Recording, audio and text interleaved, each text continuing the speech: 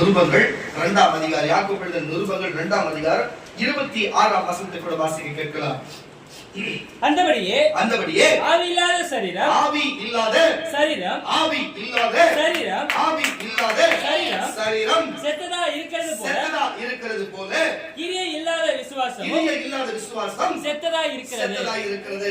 கேட்டுக்கொண்டிருக்கிற கர்த்தருடைய பிள்ளைகளே, ஒரு சரீரத்தை குறித்து என்ன காரியம் சொல்லுகிறார்கள்?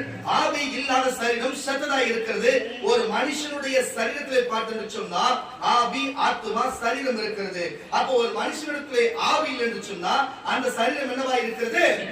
செத்ததா இருக்கிறது, குணமா இருக்கிறது என்று வேதம் சொல்லுகிறது. நான் சொல்லுகிற கிறிஸ்தவர்களாகிய கிறிஸ்துவை ஏற்றுக்கொண்ட, கிறிஸ்துவை நம்பி வந்த, கிறிஸ்துவை ஏற்றுக்கொண்டு அவர் வழிபாட்டில் அமர்ந்து அவரை நேசிக்கிற பிள்ளைகள் என்று ஒருவர் நீங்கள் வந்திருக்கிறவர்கள் நீங்கள் இருப்பேன்னு சொன்னா, நீங்க ஆண் பெண் என்றும் சிறியோர் வயோதிகர் என்று வித்தியாசம் கிடையாது.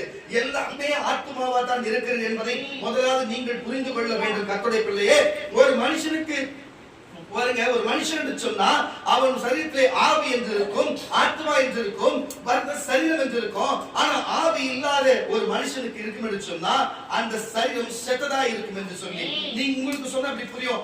உயிர் உடம்பு விட்டு வெளில வந்துச்சுன்னா போனமாய் செத்துறோம் சொல்லுவாங்கல்ல, அதே போலதான் ஆவி இல்லாத சரீரம் செத்ததா இருக்கிறது என்று சொல்லுகிறது.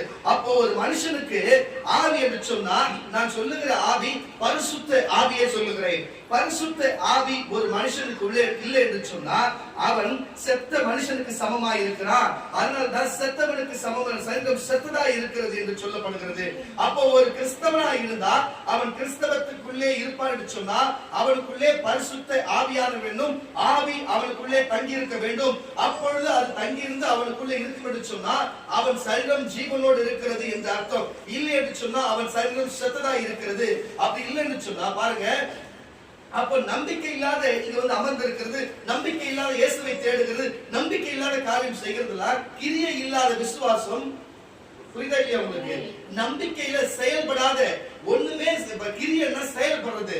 ஒரு கிரியையில ஒரு செயல்படாத விசுவாசம் இருந்து உங்களுக்கு என்ன பிரயோஜனம்? பாருங்க, இந்த வசனம் வாசிக்க புரியும். அப்படியே ஆவி இல்லாத சரீரம் செத்ததா இருக்கிறது போல கிரியை இல்லாத விசுவாசம், செயல்பாடு இல்லாத விசுவாசமும் செத்ததா இருக்கிறது. எப்படின்னா ஒரு வார்த்தை வருதுன்னு வச்சுங்களேன், நமக்குள்ள நீங்க ஆவியில இருந்தீங்கன்னா இங்க இருந்து ஒரு வசனம் வருதுன்னா உங்க சரீரத்துல அப்படியே ஒரு மாதிரி உணர்வு உண்டாகும். அது எல்லாருக்கும் உண்டாகும்னு தெரியல. ஆவியில இருக்கிறவங்க, செத்தவங்களா இருக்கிறவங்களுக்கு இருக்காது. அதெல்லாம் செத்தவங்க வாயில வெத்தலை பாக்கு வச்ச மாதிரி இருக்கிறவங்களுக்கு என்ன வந்தாலும் கை தட்ட மாட்டாங்க, என்ன பாட்டு பண்ணாலும் கண்ணு தண்ணி, என்ன வந்தாலும் சந்தோஷம் அப்படியே குடிச்சு வச்சு இது மாதிரி. எதுக்கு இது நான் சொல்லுகிறேன்னு சொன்னா கர்த்தருடைய பிள்ளைகளை தயவு செய்து கவனிங்க. பாருங்க, எப்படி சொன்னா ஆவி இல்லாத சரீரம் செத்ததா இருக்கு. அப்ப ஆவி இருந்தா இங்கிருந்து சொல்லுகிற வார்த்தையை சொல்லும் பொழுது ஒரு சரீரத்துல ஒரு வித்தியாசமான தோன்றும், ஒரு புள்ள இருக்கிறது போல் தோன்றும், ஒரு உணர்வா தோன்றும், திடீர் கண்ணீர் வரும், திடீர் சந்தோஷம் வரும், எல்லாமே உங்களுக்கு உண்டாகி இருக்கும், ஒரு உணர்வு இருக்கும். தயவு செய்து யார் அது கொஞ்சம் தயவு செய்து வந்தீங்கன்னா இந்த போன்ல தயவு செய்து ஆஃப் பண்ணிவீங்க. கர்த்தர் நீங்க உலாவி கொண்டு இருக்கிற இடம் இது. அல்லேலூயா. எதுக்கு இதை நான் சொல்லுகிறேன்னு சொன்னா அப்படி ஒரு உணர்வு இருக்கணும். ஆனா கிரியை இல்லாத விசுவாசம், இவங்க உட்கார்ந்ததுக்கு மேல நம்பிக்கை இல்லாத, இயேசு மேல நம்பிக்கை இல்லாத, தேவன் மேல நம்பிக்கை, ஊழியக்காரனை ஏற்றுக்கொள்ளாத, சபை ஏற்றுக்கொள்ளாத, தேவனை விசுவாசிக்காம இருக்குன்னு சொன்னா கிரியை செத்ததுக்காக இருக்கிறது. மறுபடியும் பசங்க பாசை அப்ப புரிஞ்சிருக்கும். ஆவி இல்லாத சரீரம் செத்ததா இருக்கிறது போல கிரியை இல்லாத விசுவாசம், நம்பிக்கை செயல்பாடு இல்லாத விசுவாசம் செத்ததா இருக்கிறது. ரெண்டுமே செத்ததா இருக்குது. அப்போ ஒண்ணு ஆவியை பற்றிக்கோ. ஆவியை பற்றினா நான் சொல்றது எல்லாம் உனக்கு சரீரத்துல உணரும், உன் சிந்தையில உணரும். ஒண்ணு இல்லைன்னு சொன்னா செயல்பாடுல கத்துக்கோ. நீ செயல்பாடுல நம்பிக்கையில நீ உள்ள இறங்கி வந்து கத்துக்கோ, கைத்தட்டி பாடி அதை ஆராதித்து கத்துக்கோ, சுய உணர்வாக கத்துக்கோ, கிரியையில செய். அப்போ உனக்கு இல்லைன்னு சொன்னா செத்ததா இருக்கு, கிரியை இல்லாத விசுவாசம் செத்ததா இருக்கும் என்றது இருக்கும். அப்போ இந்த வார்த்தையில ஒரு கிறிஸ்தவனா இருந்தா அவனுக்குள்ளே ஆவி இருக்கணும். ஆவி இல்லாத இருந்தா அவன் சரீரம் செத்ததா இருக்கும். அல்லேலூயா.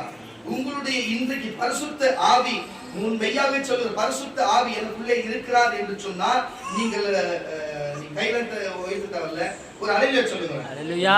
ஒரு அலையில சொல்லுங்க. அல்லேலூயா. ஒரு வேளை எனக்கு இல்ல, எனக்கு அந்த அனுபவமே இல்ல, எனக்கு என்னன்னே தெரியல, எனக்கு அந்த அனுபவமே இல்ல, எனக்கு அப்படிப்பட்ட அனுபவம் வேணும்னா ஒரு அலையில சொல்லுங்க. ஒரு அலையில சொல்லுங்களேன். கண்டிப்பா கர்த்தர் அந்த அனுபவத்தை கொடுக்க வல்லவராக இருக்கிறாரு.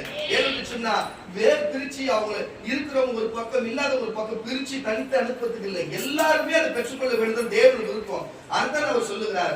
அப்போ விசுவாசத்துக்கு மாதிரியா நம்பிக்கைக்கு மாதிரியா நம்ம முன்னோர்களை கொஞ்சம் எடுத்துக்கொண்டு வந்து பார்த்தா நமக்கு புரியும். நம்ம முன்னோர்களை கொஞ்சம் அந்த இடத்துக்கு கொண்டு வந்தா உங்களுக்கு அது புரியும். வாசிக்கிற ரோமரின் புஸ்தகம்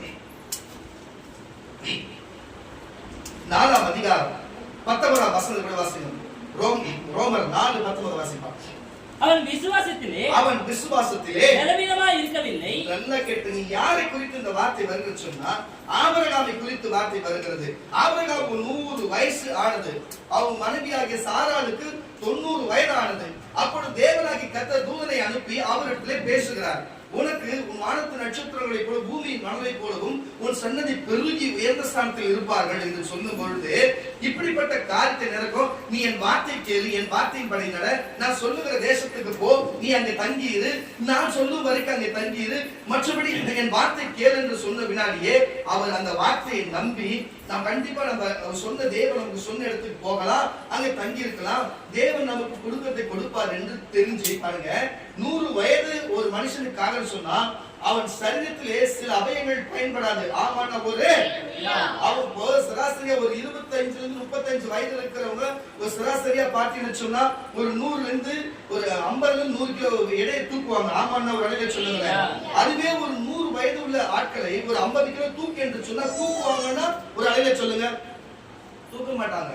அவங்களால அவங்க வயிற்று வச்சுன்னு அவங்க உடம்பு நடக்கிறது அவங்களால முடியாது. ஆமாண்ணா, அந்த வயசுல அவங்களுக்கு பிள்ளை பிறக்குமா? நான் சொல்றது புரியுதா இல்லையா? எல்லா காரணம் தான் நான் சொல்றது உங்களுக்கு புரியுதா இல்லையா? அப்ப அவங்களுக்கு அந்த வயசுல பிள்ளை பிறக்குமா? பிறக்காது. சகோதரிமார்கள் 40 தாண்டாலும் பிள்ளை பிறக்காது. 40 தாண்டாலும் வேலை முடிஞ்சு போச்சு, அவ்வளவுதான். அது அப்போ தொடர்ந்து பிள்ளை பெற்ற காலம் தான். இப்ப 40 தொட்டுச்சுனால வாய்ப்பே கிடையாது. நான் சொல்லல, கிறிஸ்தவத்துல நம்ம ஜெபம்னா கர்த்தர் 100 வயசுக்குள்ள கொடுப்பாரு, அது வேற. நான் சொல்றது உலக பிரகாரமாக மெடிக்கல் பிரகாரமா சொல்லுகிற சகோதரிகள் ஸ்திரீ ஆனவர்கள் 40 வயசு தாண்டாலும் முடிஞ்சு போச்சு. 50 வயசு முடிஞ்சுன்னா சகோதரிகளுக்கு உண்டான காரியங்கள் நின்று போகும், ஒண்ணுமே எனக்கு பிரயோஜனப்படாது. புரியுதா இல்லையா உங்களுக்கு? அப்ப 90 வயதானவங்களுக்கு எப்படி இருக்கும்? கர்ப்பப்பையே வெளியே வந்து விழுந்துச்சோ இல்ல கர்ப்பப்பை இருக்குமோ இல்ல அழுகி போச்சோ இல்லையோ தெரியாது. ஒருவேளை கர்ப்பப்பை இருக்கிறது இருந்தாலும் அது வாய்ப்பு இருக்குது. ஆனாலும் அப்போ உங்களுக்கு பிள்ளை பிறக்கும். வானத்து நட்சத்திரங்களை போல பூமியை மணலை போல எண்ணவே முடியாத அளவுக்கு வானத்து நட்சத்திரத்தை எண்ண முடியாது, சமுத்திரத்தில் பாருங்க மணலை எண்ண முடியாது. ஆமாவா இல்லையா? அப்படிப்பட்ட ஒரு அவ்வளவு வம்சங்கள் அவ்வளவு விருத்தி அடைந்து அவ்வளவு பிள்ளைகள் அவ்வளவு பேரபத்திகள் உண்டாகும் என்று அவ்வளவு சந்ததிகள் உருவாகும் என்று தேவன் ஒரு வார்த்தையை சொல்லுகிறதுக்கு அவங்க எந்த வார்த்தையுமே கேளாமல் அப்படியே நம்பிக்கை போனாங்க பாருங்க. அது பேர் தான் விசுவாசம்.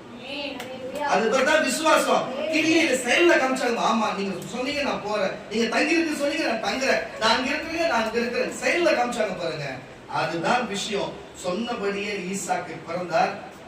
இன்றைக்கு இஸ்லாமியர்களும் இன்றைக்கு யூதர்களும் இந்த கிறிஸ்தவர்களாகி நம்மளும் யாரு சொன்னதை நம்ம மூதாதையர் யார் என்று சொல்லுகிறோம்? ஆபிரகாமை தான் சொல்லுவோம். சொன்ன வார்த்தை நிறைவேறியதா இல்லையா? நீ யூதனை கேட்டு பாரு, ஆபிரகாம் தான் சொல்லுவான். இஸ்லாமியரை கேட்டு பாரு, ஆபிரகாம் தான் சொல்லுவான். கிறிஸ்தவனை கேட்டு பாரு, இயேசு எந்த வம்சத்துல பிறந்தாரு? ஆபிரகாம் வம்சம் தானே. இயேசுவுக்கு அப்பன் ஆபிரகாம் யாரு? தாத்தா தானே. புரியுதா இல்லையா? விசுவாசத்தின் தகப்பன் நமக்கு அப்படித்தானே. ஒரு அலையில சொல்லுங்களேன். அப்ப வாசிக்கு கேட்ட வாசி.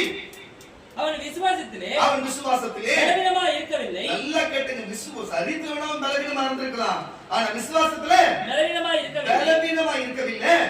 அவன் ஏறக்குறைய நல்லா கேட்டுங்க, நல்லா ஃபர்ஸ்ட் பாத்துங்க. சரீரத்திலே ஆவியில்லாத சரீரம், ஆவியில்லாத சரீரம். இவன் சரீரமே இங்க செத்து இருக்குது, ஆனா விசுவாசத்துக்கு உயிர் இருக்குது. அவன் ஆவியில இருந்திருக்கிறான், ஆவியில உயிர் இருக்குது. பாருங்க, வாசிங்க. அவன் விசுவாசத்திலே பலவீனமா இருக்கவில்லை. அவன் ஏறக்குறைய 100 வயதுள்ளவனாய் இருந்த போதும் தன் சரீரம் செத்து போனதையும் சாராளுடைய சர்ப்பம் என்னப்பா சாராளுடைய கர்ப்பம் பாருங்க, சாராளுடைய கர்ப்பம் செத்து போனதையும் என்னால இருந்தால் அவங்களுக்கு தெரியல. அவங்க உடம்புல இருக்கிற பாதி 100 வயசு அவங்க பாதி உறுப்புகள் வேலை செய்யறதே அவருக்கு தெரியல, அதுவே செத்து இருக்குது. ஆனா ஆவி ஜீவனுள்ளதா இருக்கிறது. விசுவாசம் கிரியை செய்கிற காரியமா இருக்கு, செயல்படுகிற காரியமா இருக்கிறது. கர்ப்பப்பையா இல்லாத கர்ப்பப்பையா செத்ததா இருக்குது. ஆனா நான் நடக்குது பாருங்க. விட்டது வாசி. தேவனுடைய வாக்குத்தத்தத்தை, தேவன் சொன்ன இந்த இந்த இந்த வேத வசனம் என்னும் இந்த வாக்குத்தத்தத்தை குறித்து அவன் அவிசுவாசமாய் பாருங்க, நம்பிக்கையற்றவனாய் அல்லாம சந்தேகப்படாம தேவன் வாக்குத்தத்தம் பண்ணினார். ஒரு வார்த்தையை சொன்னார்னா நிறைவேற்ற வல்லவராய் இருக்கிறார் என்று சொல்லி முழு நிச்சயமாய் நம்பி முழு நம்பிக்கையோடு இருந்து தேவனை சந்தோஷப்படுத்தினார். விசுவாசத்தில் வல்லவனானார். பாருங்க, விசுவாசத்திலே வல்லவனானார். கரங்களை தட்டி ஒரு ஒரு மனுஷனுக்கு கிறிஸ்தவனா இருந்தா விசுவாசம் எப்படிப்பட்ட விசுவாசமா இருக்கும்? அதுக்கு முன்னாடி பாருங்க, எந்த காரியத்தை அவன் தொழுது கொண்டிருந்தானோ, என்ன செய்து கொண்டிருந்தானோ எனக்கு தெரியாது. ஆனா தேராகு அவர் தகப்பன் என்ன காரியம் செய்தார் வேதத்தில் இருக்கிறது. ஆனா தேவனை ஏற்றுக்கொண்டு தேவன் வார்த்தை கேட்டு வந்த பின்னாடி இன்றைக்கு 3 வம்சங்கள், 3 இனமொழி மக்கள் பேசுகிற மக்கள், ஒரு பக்கம் இஸ்லாமியர், ஒரு பக்கம் கிறிஸ்தவர், ஒரு பக்கம் யூதர் என்று இன்றைக்கு உலகத்திலே அதிகமான நாடுகளை கைப்பற்றினவர்கள் யார் என்று சொன்னா இஸ்லாமியர்களும் கிறிஸ்தவர்கள் நாடு தான் அதிகமா இருக்கிறது. யூதருக்கு நாடு என்று சொன்னா இஸ்ரவேல் ஒன்றுதான் இருக்கு. புரியுதா இல்லையா?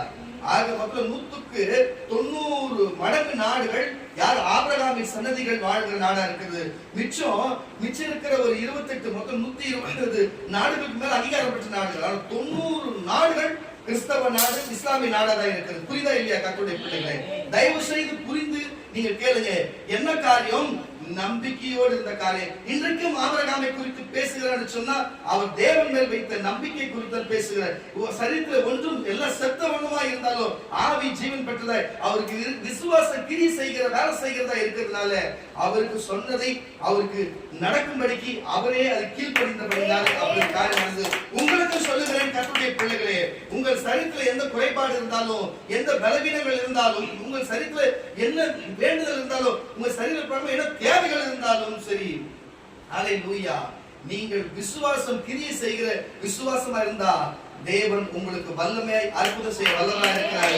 உங்களுடைய விசுவாசம் பாருங்க, செத்ததை போல் இராமல் உங்களுக்கு ஆவி இருக்க வேண்டும் என்று தேவன் விரும்புகிறார். ஒவ்வொரு மனுஷனுக்கு ஆவி இல்லாத சரீரம் செத்ததா இருக்கும், கிரியை இல்லாத விசுவாசம் செத்ததா இருக்கும் என்பது போல தயவு செய்து சொல்லுகிறேன், ஒரு மனுஷனாய் கிறிஸ்தவனாய் இருந்தால் அவனுக்குள்ள ஆவி என்னும் பரிசுத்த ஆவி இருக்க வேண்டும், விசுவாசம் என்னும் கிரியை அவனுக்குள்ள இருக்க வேண்டும். இந்த 2 காரியம் எப்பொழுதுமே அவனுக்குள்ள இருந்தா அவன் சரீரம் ஆரோக்கியமா இருக்கும், ஆவிக்குரிய சரீரம் ஆரோக்கியமா இருக்கும், அவன் ஆவி ஆத்மா சரீரம் 3மே அவனுக்கு ஆரோக்கியமா இருக்கும். இதுக்கு தேவையான விசுவாசம் அவனுக்குள்ள இருந்தா அவன் வேண்டுதல் விண்ணப்பம் என்னவோ கர்த்தர் அதை நிறைவேற்ற வல்லவராய் இருக்கிறார். இதுக்கு சான்றாக இப்போ நம்ம ஆபிரகாமை பார்த்தோம், இதுக்கு சான்றாக நம்ம சாராளையும் பார்த்தோம். கர்த்தருடைய பிள்ளைகளே, இப்படி ஒரு காரியத்தை தேவன் முன்குறித்து இப்படி ஒரு காரியத்தை முன்குறித்து வைத்திருக்கிறார். நான் உங்களுக்கு சொல்லுகிறேன், ஒரு மனுஷனுக்கு சரீரம் அவசியம் என்று சொன்ன ஒரு அழகிய சொல்லுகிறேன். இங்க பாருங்க, இந்த உலகத்துல ஒவ்வொரு இடத்துக்கு ஒவ்வொரு தன்மை இருக்குது. இந்த உலகத்துல நம்ம வாழணும்னா நமக்கு இந்த சரீரம் அவசியமா இருக்கிறது. உங்களுக்கு புரியுதா இல்லையா? உங்களுக்கு இந்த உலகத்துல நம்ம வாழணும்னா இந்த சரீரம் நமக்கு அவசியமா இருக்குது. இப்போ காவல்துறையில போய் நம்ம சேர்றோம்னா நம்ம கட்டாயம் காக்கி சட்டை போட்டுதாவணும், முடி வெட்டிதாவணும், அது அவசியமா இருக்க வழியில சொல்லுகிறேன். நம்ம வந்து ஆர்மிலயோ மிலிட்டரியில ராலி இந்த மாதிரி நம்ம போய் சேர்றோம்னு சொன்னா அங்கேயே நம்ம யூனிஃபார்ம் என்று சொல்லப்படுது சீருடைகள் அணியதான் வேணும் என்று சொன்னா ஒரு அலையில சொல்லுகிறேன். அப்போ அங்க அந்த மாதிரி வஸ்திரம் அவசியமா இருக்கிறது. அப்போ நம்ம ஒரு கோர்ட்டுக்கு போகிறோம், ஒரு நீதிமன்றத்துக்கு போகிற நீதி அரசரும் சரி, அங்க இருக்கிற வக்காலத்து வாங்குற வக்கீலும் சரி, யாரா இருந்தாலும் சரி, அந்த கருப்பு கவுன் அணிய வேண்டும் என்று ஒரு காரியம் இருக்கிறது. சீருடை போல அது அணிந்தாதான் போக முடியும், அந்த இடத்துக்குள்ளே அங்க நின்று வாதிட முடியும். இல்ல வேற நேரத்தில் நீ ட்ரெஸ் நீங்க உடை அணிந்திருந்தா அவங்க எங்க சாட்சி பூண்டிலும் குற்றவாளி பூண்டில் தான் நிற்க முடியும். ஆமாண்ணா, அப்ப இடத்துக்கு ஏத்த மாதிரி இருக்குது. அப்போ இந்த பூமியில வாழணும்னா நமக்கு கொடுக்கப்பட்ட சரீரம் நமக்கு அவசியம். யார் அது டக்கு டக்குன்னு இருக்குது புடிங்க எடுத்து வாரப்படாது யார் இருக்குது. இதுவே பரலோகத்துல போய் இருக்கணும்னா, இதுவே பரலோகத்துக்கு போனா இந்த சரீரம் பயன்படாது. புரியுதா இல்லையா?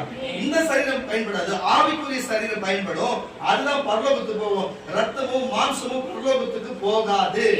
அங்க போறதுக்கு அப்படிதான் போகணும். இங்க இருக்கும்போது இப்படிதான் இருக்கணும். அல்லேலூயா. இதுதான் விஷயமா இருக்கிற கர்த்தருடைய பிள்ளைகளே. அப்போ இங்க வாழ்கிற ஒரு வேலை செய்யறதுக்கே நமக்கு உடைகள் மாறணும்னு சொன்னா, ஒரு நாட்டுக்கு போகணும்னு சொன்னா அந்த நாட்டில பல சட்ட திட்டங்கள் இருக்கிறது. அந்த நாட்டினுடைய உடைகள் தான் அணியணும், அந்த நாட்டில் இருக்கிற உணவு தான் சாப்பிடணும். பல நாடுகளில் பல வித்தியாசங்கள் இருக்கிறது. அது போலதான் கர்த்தருடைய பிள்ளைகளே, இங்கிருந்து பரலோக போறது இருந்தாலும் சரி, நமக்கு சரீரம் அவசியம் இல்லை. இந்த பூமியில நம்ம வாழணும்னா கட்டாயம் சரீரம் அவசியம். ஆவி இருக்கும், நான் சொல்ல ஆவி முக்கியம் சொன்ன ஆவி இருக்கும், ஆத்மா முக்கியம், ஆத்மா இருக்கும். ஆவிய ஆத்மா வச்சு இந்த பூமியில நீ வாழ்ந்தினா ஒரு பொருள் உன்னால தூக்க முடியுமா? ஒரு பொருள் எடுக்க முடியுமா? எல்லாரையும் பார்க்கலாம், ஆனா உன்னால போய் ஒரு பொருள் எடுக்க முடியுமா? ஆவியில இருந்தா எப்படி எடுக்க முடியும்? இந்த ஆவி ஒரு மனுஷனுக்குள்ள, உங்களுக்கு இப்படி சொன்னா புரியும். நீங்க எல்என்டி ஜேசிபில பாத்துக்கிறீங்களா? அதுக்குள்ள ஒருத்தர் உள்ள உட்கார்ந்து இருப்பார், பாத்துக்கிறீங்களா? அதை வந்து ஆபரேட் பண்ணாருன்னா அது அப்படியே பொருள் எடுத்து கிரேன் அப்படி எடுத்து வைக்கும். எல்லாமே ஒரு பெரிய பெரிய உருவத்துல இருக்கும், அந்த ராட்சச உருவத்துல. ஆனா இவர் சின்னதா உட்கார்ந்து அதை ஆபரேட் பண்ணிருப்பார், பாத்துக்கிறீங்களா இல்லையா? அது போலதான் நீங்க ஆவி சின்னோண்டு இவ்வளோண்டுதான் உள்ளுக்குள்ள இருக்குது நமக்குள்ள. அதுதான் இவ்வளவு பெரிய சரித்தை உள்ள உட்கார்ந்து ஆபரேட் பண்ணிருக்கு. புரியுதா இல்லையா? நீங்கள் ஆவியிலும் ஆத்மாவிலும் இருக்கு பாருங்க. நீங்க ஆத்மாக்கள், நானும் ஆத்மாக்கள். அதுக்கு விசேஷித்த சக்தியை கொடுக்கிறது. சக்தி என்று சொன்னா ஆவி என்ற அர்த்தம். புரியுதா இல்லையா? அதான் பரிசுத்த ஆவி. அது உங்களுக்கு இயங்குகிற சக்தியை கொடுக்கிறது. ஆனா அந்த சரீரத்திலே நம்ம சரீரத்தை இயக்குகிறது. நம்ம ஜேசிபி எல்என்டி மாதிரி நம்ம சரீரம் இருக்குது. சரீரத்துக்குள்ள இருக்கிறோம், அதுதான் நம்ம எல்லாம் சரீரத்துக்குள்ள தான். வெளியில இருக்கிற பாத்தீங்கன்னா ஜேசிபி மாதிரி இருக்கிற உருவ தோற்றம் தான் நம்ம நினைச்சோம். அப்படி கிடையாது, நம்ம உள்ள இருக்கிறோம். உள்ள இருந்து நம்ம எல்லாரையும் பார்த்து இருக்கிறோம் வெளியே. புரியுதா இல்லையா? அந்த ஆவிக்கு பாருங்க, அந்த ஆவிக்கு இந்த சரீரம் இருந்தாதான் அந்த ஆவி செயல்படும். இப்போ ஒரு போலீஸ்காரர், ஒரு காவலர் இருக்கிறார் சொன்னா, அவர் வெறும் மப்டியில போயிட்டு யாருன்னா போய் பிடிச்சா, யாருன்னா போயிட்டு கடையில போய் பிடிச்சா, திருட போய் பிடிச்சா, திருட ரெண்டு வச்சுட்டு போக மாட்டானா? இல்ல பொதுமக்கள் கிட்ட போய் போறது பள்ளி அப்படி இப்படி போன பேசுறானா? யார தள்ளி போ சொல்ற? ரெண்டு வாங்குவானா இல்லையா? எதிர்த்துல பேசுறான், ஆமானோ கடையில. அதுவே ஒரு போலீஸ் சீருடைய அணிந்து கொண்டு காவல் சீருடைய அணிந்து கொண்டு போன்னு சொல்றதால போய் நின்னாலே ஓரம் போய் நிப்பாங்க. கரெக்டா இல்லையா? அப்போ காவலர்களுக்கு எப்படி அவர் சரித்தில் போட்டிருக்கிற உடை அவசியமோ, ஒவ்வொரு மனுஷனுக்கும் அவர் சரீரம் அவசியம். ஏன்னா உள்ள இருக்கிற ஆவி ஆத்மா வாழும்படிக்கு சரீரம் அவசியமா இருக்கிறது. அந்த சரீரம் அவசியமா இருக்கிறது. அந்த சரீரத்துக்கு ஆவி மெயின காரணமா இருக்கிறது. சிலருக்கு ஆவி சரியா இருக்கிறது, ஆனால் சரீரத்தை பாதுகாக்காம விட்டு விடுகிறாங்க. ஆனா சபையில வர நமக்கு சரீரம் நல்லா இருக்குது, ஆனா ஆவி இல்லாத இருக்கிறார்கள். தயவு செய்து புரிஞ்சு கொள்ளுங்க. உலகத்துல வாழ்றவனுக்கு ஆவியும் சரியில்லை, அவனுக்கு சரீரமும் சரியில்லை. அவன் நினைச்ச இடத்துக்கு நடந்து காத்து செய்து விட்டு போகிறான். நான் இன்றைக்கு சொல்லுகிறேன் கர்த்தருடைய பிள்ளைகளே, இன்றைக்கு உங்களுக்கு சரீரம் அவசியம், உங்களுக்கு ஆவி அவசியம், உங்களுக்கு ஆத்மா அவசியம். மண்ணிலிருந்து இருந்து எடுக்கப்பட்ட மனுஷன் நம்ம சரீரம் மண்ணுக்கே திரும்பும். அல்லேலூயா. நம்ம ஆவி தேவனிடத்திலிருந்து கொடுக்கப்பட்டது. மூச்சின் சுவாசத்துல அந்த ஆவி அவர்கிட்டே போயிடும். இதுக்கு இடையில நீ நான் நம்ம சொல்லி வாழ்றோம் பாத்தீங்களா, அது மட்டும் மாறாது. அதுதான் ஆத்மா, அதுதான் பரலோகத்துக்கு போகும். அல்லேலூயா. தயவு செய்து புரிஞ்சு கொள்ளுங்க கர்த்தருடைய பிள்ளைகளே. அப்போ ஒரு மனுஷனுக்கு இந்த பூமியில நம்ம கொடுக்கப்பட்ட நாள் வரையும் சரீரம் அவசியம்.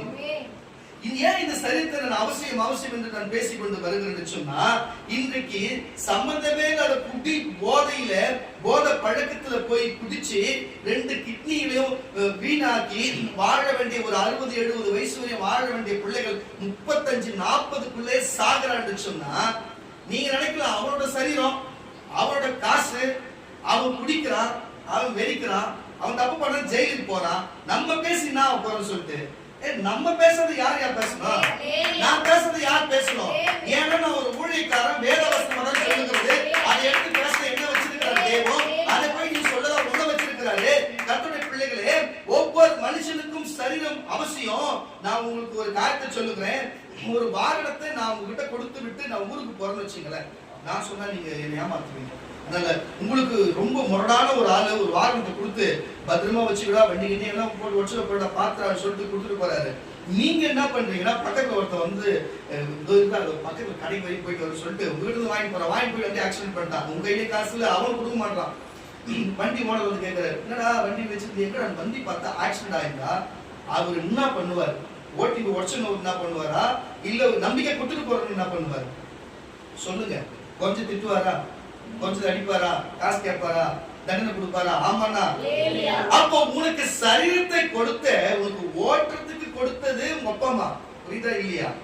உங்க அப்பா அம்மா தான் ஓட்டுறதுக்கு கொடுத்துருக்காங்க, அவங்க போயிட்டாங்க வச்சுங்க. ஆனா அதை நீ வச்சுக்கோன்னு சொல்லி நமக்கு கொடுத்தது யாரு? தேவன் தான். அப்ப தேவன் வெளியில போனது, தேவன் கொடுத்துட்டு போன தேவன் மறுபடியும் நம்ம ஆயுசு முடியும் போது வந்து நின்று கேட்டாருன்னா, நம்ம சரீரத்தை வாகனத்தை உடைச்சு வச்சிருந்தா கேள்வி கேட்பாரா? கேட்க மாட்டாங்க.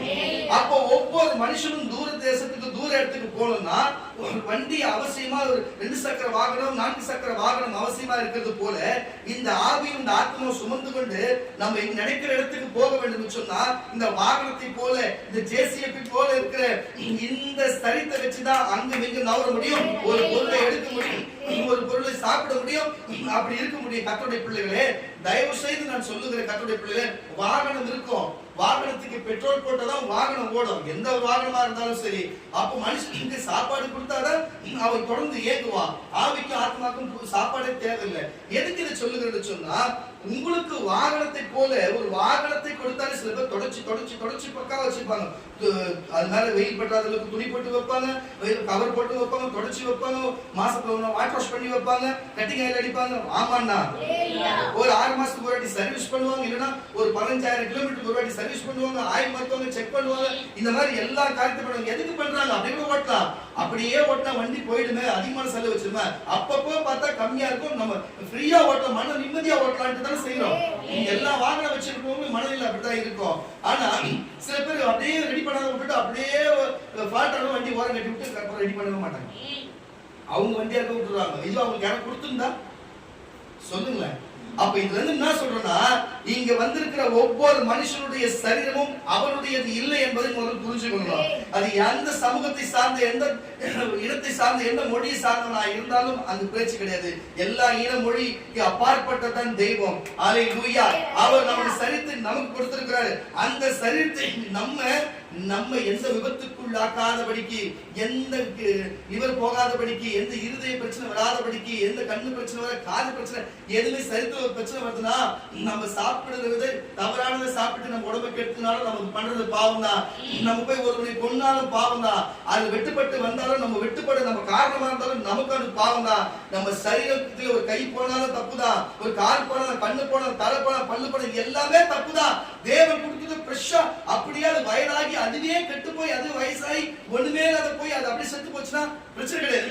நம்ம தனித்து போய் எந்த காரியத்தை வீம்பா போய் செய்து அது துண்டிக்கப்பட்டாலும், எது உடைந்தாலும், எது பழுது போனாலும் அது தேவனிடத்திலே ஒரு நாள் நம்ம கணக்கு சொல்லியே ஆகணும். கண்டிப்பா சொல்லியே ஆகணும் என்பதை மட்டும் தயவு செய்து உங்க சிந்தையில வைத்துக் கொள்ளுங்க. அப்போ கிறிஸ்தவனா இருக்கிறவர் எதுக்கு போதை பண்ணி பாருங்க, வெஞ்சா அடிச்சு டிபி நோய், காச நோய் போன்ற வியாதிகளை வர வச்சு, கல்லீரல், மண்ணீரல் போன்ற பிரச்சனைகளை வர வச்சு, வீசிங் சம்பந்தப்பட்ட பிரச்சனை வச்சு ஏன்டா சாவணும்? அது மட்டும் இல்லாத குடி, போதை அதுன்னு பண்ணி கிட்னி உள்ள கணையம் எல்லாமே போகும்படிக்கு, எல்லாமே ஒண்ணுமில்லாத போகும்படிக்கு அதை அழித்து விட்டு, இயேசுவே எனக்கு சுகம் கொடு, இயேசுவே எனக்கு சுகம் கொடு, இயேசுவே எனக்கு சுகம் கொடுனா எப்படி கொடுப்பாரு? என் தலையில கொஞ்சம் இல்ல, அதே புரிஞ்சுக்கோங்க. அப்படி கூட கொடுக்க மாட்டாரு. புரிஞ்சுக்கொள்ளுங்க கர்த்தருடைய பிள்ளைகளே. ஏன் கேட்டா, கொடுத்தது அவரோட வண்டி, அவர் வண்டியை நம்ம நெட்லா ஓட்டி போய் உடைச்சிட்டு அவர்கிட்ட வந்து சரி பண்ணி காது மேல 2 கொடுப்பாரு. புரியுதா? ஒரு நான் போனா போது கொடுத்தா அதை உடைச்சிட்டு என்கிட்டயே வந்து கேட்கறியான்னு சொல்லிட்டு, ஏதோ எதிர்பாராத விதமா, ஏதோ தவறுதலா, ஏதோ நம்ம வண்டி நிக்க வச்சுக்கிறோம், காத்துல மழை வந்து நம்ம வண்டி ஒழிஞ்சிச்சு, ஏதோ வண்டி ஓட்டுற வந்து நம்ம வண்டி மேல வச்சுட்டான்னா, வாஸ்தவம் நான் இன்னும் இருந்தேன் வந்து வச்சுட்டான்னா அது இன்சூரன்ஸ் கிளியர் பண்ணல, ஏதோ ஒன்று பண்ணல, சரி அவன் ஓட்டி போய் உடைக்கலான்னு சொல்லலாம். அப்படின்னா நீ கேட்டீங்கன்னா உன் சரீரத்துல உனக்கு சுகம் உண்டாகும். ஆமாண்ணா, அப்படி கேட்ட சுகம் உண்டு. ஆமா, அவனால நடக்கல, இது வேற காரியத்தால் நடக்குது. நீ சாப்பிடாம இருந்தாலே அது பாவம் தான். நீ சாப்பிடாம இருந்தாலே பாவம் தான். அல்லேலூயா. உன் உடம்புக்கு நீ தற்கொலை பண்ணிக்க முயற்சி பண்ணாலும், நீ குடிச்சாலும், எந்த போதை பழக்கம் பண்ணி உன் சரீரத்துல ஒரு பிரச்சனை வருதுன்னா அவ்வளவும் பாவம் தான். தேவகிட்ட பதில் சொன்னோம். அது ஒரே ஒரு காரியம் தான், இனி நான் செய்ய மாட்டேன், என்ன மன்னிச்சிடுங்கன்னு கேட்டான். இனி நான் செய்ய மாட்டேன் மன்னிச்சு கேட்டதுக்கு அப்புறம் செய்யாம இருந்தா கர்த்தர் கண்டிப்பா அதை மாத்தி நமக்கு சுகம் கொடுக்க வல்லவராய் இருக்கிறார்.